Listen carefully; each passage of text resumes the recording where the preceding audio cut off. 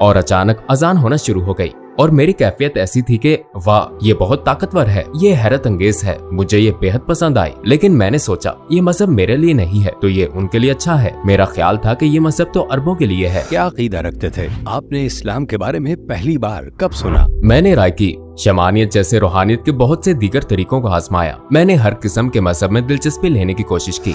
मैं खुदा से बातें कर रहा था, चलते हुए मैं उससे सवाल कर रहा था कि वो खुद को मेरी जिंदगी में जाहिर कर दे। मैं उसे पाना चाहता था।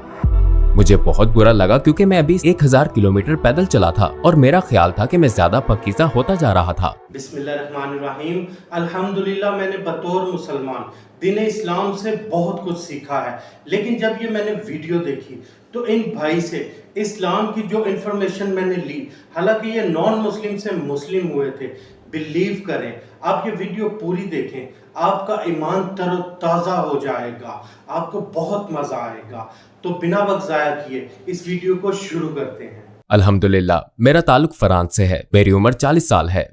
ऐसा हुआ कि मैं अपनी सारी जिंदगी खुदा को तलाश करता रहा हूँ। जब मैं छोटा था तो मैं पादरी बनना चाहता था। मैं कैथोलिक खानदान में पैदा हुआ था। सारी जिंदगी मैं खुदा को तलाश करने की कोशिश करता रहा, बहुत से मुख्तलिफ किस्म के तजर्बात के जरिए, और रफ्ता रफ्ता मैंने इस्लाम के बारे में मालूम करना शुरू कर दिया।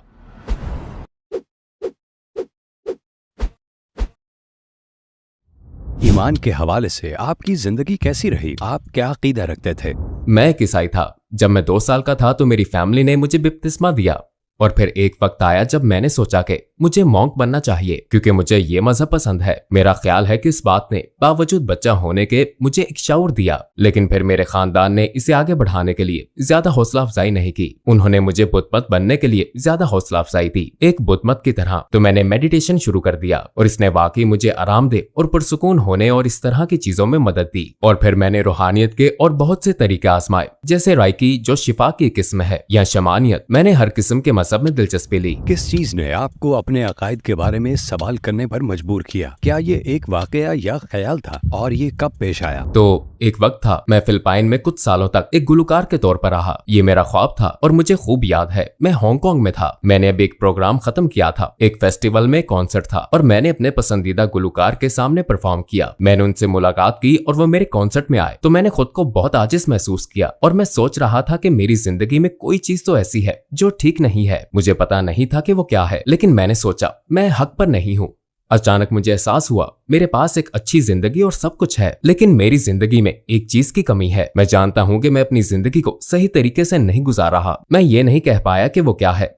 तो ये एक मुहर्रक था और मैंने पैदल चलने का फैसला किया, स्पेन की सरहद से मगरबी साहिल की तरफ 1000 किलोमीटर। ये 1000 किलोमीटर का सफर था। इसमें मुझे 30 दिन लगे। ये एक बहुत अच्छा तजर्बा था, इसलिए कि मैंने खुदा के बारे में सोचना शुरू कर दिया। मैंने रास्ते में बहुत से ईसाइयों से मुलाकात की तो मेरा ख्याल है कि एक बड़ा वाकया था, इसलिए कि मैं चलते हुए खुदा से बातें कर रहा था। मैं उससे सवाल कर रहा था कि वो खुद को मेरी जिंदगी में जाहिर कर दे। मैं उसे पाना चाहता था और मुझे लगता है कि चलना इस अमल का हिस्सा था। सफर के खत्म होने पर आपने क्या महसूस किया? क्या आपने वाकई खुदा को तलाश कर लिया? बदकिस्मती से 1000 किलोमीटर चलने के बाद मुझे बहुत अच्छी तरह याद है, बिलाखिर आप ज्यादा खालिस और पाकीज़ा होने की तवक्को रखते हैं, ठीक है ना? चनाचे मैं सैंटियागो डी कंपोस्टेला में पहुंचा। मैंने तकरीब में शिरकत की। वहां एक ब्राजीली शख्स था जो मेरे रास्ते में साइकिल ले आया और मुझे कुछ खौफजदा कर दिया और मैंने उसे ब्राजीली जबान में कुछ बुरा कह दिया। जवाब में उसने भी मुझे बुरा भला कहा। फिर मुझे बहुत बुरा लगा क्योंकि मैंने 1000 किलोमीटर का फासला तय कर लिया और मेरा ख्याल था कि मैं ज्यादा पाकीज़ा हो रहा हूँ। इस वाक़े के बाद मैंने महसूस किया कि सिर्फ चलना काफी नहीं है, आपको किसी ऐसी चीज के साथ चलना जरूरी है जो आपकी रहनुमाई करे कि आप दूसरों के एहसासात को ठेस न पहुंचाएं। आपने पहली बार इस्लाम के बारे में कब सुना? बिल्कुल पहली बार मेरा ख्याल है कि मैंने 9/11 के वक्त इस्लाम के बारे में सुना था। उस वक्त मैंने इस्लाम को तवज्जो देना शुरू की। तो पहला शख्स जिसने मुझे इस्लाम के बारे में बताया बहुत वाज़ेह तौर पर, और वो पहला शख्स मुझे याद है, वो एक टैक्सी ड्राइवर था। जब मैं अबू धाबी में था, मैं फिलिपाइन के लिए एक प्रवास का इंतजार कर रहा था। मुझे 6 घंटे गुजारने थे। मैंने सोचा कि मुझे एयरपोर्ट पर नहीं ठहरना चाहिए बल्कि मुझे इलाके का नजारा करना चाहिए। मैं अबू धाबी के बारे में नहीं जानता था, लिहाजा मैंने टैक्सी ड्राइवर से पूछा मैं यहाँ क्या देख सकता हूँ, और उसने कहा कि यहाँ एक बड़ी सफेद मस्जिद है, बहुत बड़ी मस्जिद। मैंने कहा चलो चलते हैं, और उस मस्जिद की तरफ जाते हुए उसने रेडियो चला दिया